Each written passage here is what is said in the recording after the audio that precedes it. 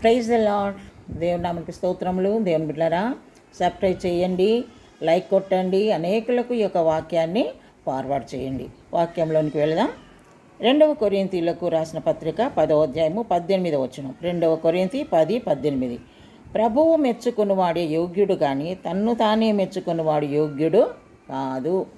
ప్రభువు మెచ్చుకున్నవాడు, దేవుడు మెచ్చుకునే వాళ్ళే గొప్పవాళ్ళు, దేవుడు మెచ్చుకున్న వాళ్ళే యోగ్యులు. కానీ తనకు తానే లేదా మనుషులు మెచ్చుకుంటే పొంగిపోతూ ఉంటారు. చాలామంది మనుషులు కూడా ఎలాంటి వాళ్ళను మెచ్చుకుంటుంటారు, బాగా ధనం ఉన్న వాళ్ళను, గొప్ప సేవ ఉంది అని పెద్ద పెద్ద గుంపులను చూసిన వాళ్ళను, మరి ఎన్నో రకాలుగా ధనాన్ని చూసి, మరి అందాన్ని చూసి, డబ్బును చూసి, హోదాను చూసి ప్రేమించేవాళ్ళు, హెచ్చించేవాళ్ళు ఎంతోమంది ఉన్నారు. అదే పేద సేవకులను ఎవరైనా కేర్ చేస్తారా? కేర్ చెయ్యరు. దేవుని బిడ్డ, లోకం అటువంటిది. కానీ దేవుడు మెచ్చుకోవాలి.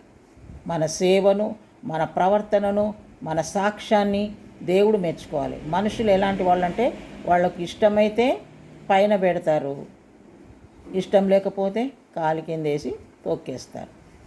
కానీ మనుషుల మెప్పు మనకు అవసరమే లేదు. దేవుని బిడ్డ, దేవుని కుమారుడా, దేవుని కుమార్తె, మనుషులు మెచ్చుకోవాలని చూడొద్దు. దేవుడు నిన్ను మెచ్చుకుంటున్నాడు, దేవుడు నీ పరిచర్యను మెచ్చుకుంటున్నాడు, దేవుడు నీ ప్రవర్తన మెచ్చుకుంటున్నాడని గ్రహించి నువ్వు దేవుని వైపే చూడు, కానీ మనుషుల వైపు నువ్వు చూడొద్దు. దేవుడు మెచ్చుకునేవాడే యోగ్యుడు, దేవుడు మెచ్చుకునేవాడే గొప్పవాడు. దేవుని బిడ్డ, మనుషుల మెప్పు మనకు అవసరం లేదని గ్రహించుకొని దేవుని వైపు చూడు.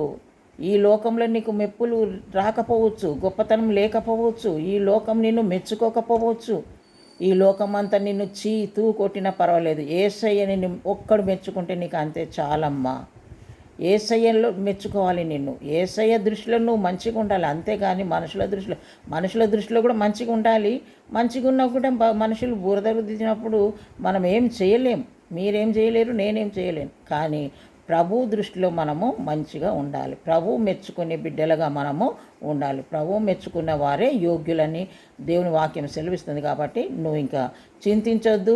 అటువంటి ఆలోచన నీ మైండ్లో నుంచి తీసిపడేసి, దేవా నీ దృష్టిలో నేను మంచిగా ఉండాలి, నీ దృష్టిలో నేను యథార్థంగా ఉండాలి, నీ దృష్టిలో నేను గొప్పగా ఉండాలి, నాకు అంతే చాలని నువ్వు ప్రభువుని అడుగు. తప్పకుండా దేవుడు నిన్ను దీవిస్తాడు. దేవుడి కొద్ది మాటలు దీవించును గాక.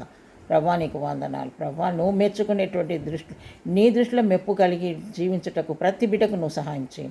యేసు నామములో ప్రార్థిస్తున్నాం తండ్రి. Amen. Praise the Lord. God bless you.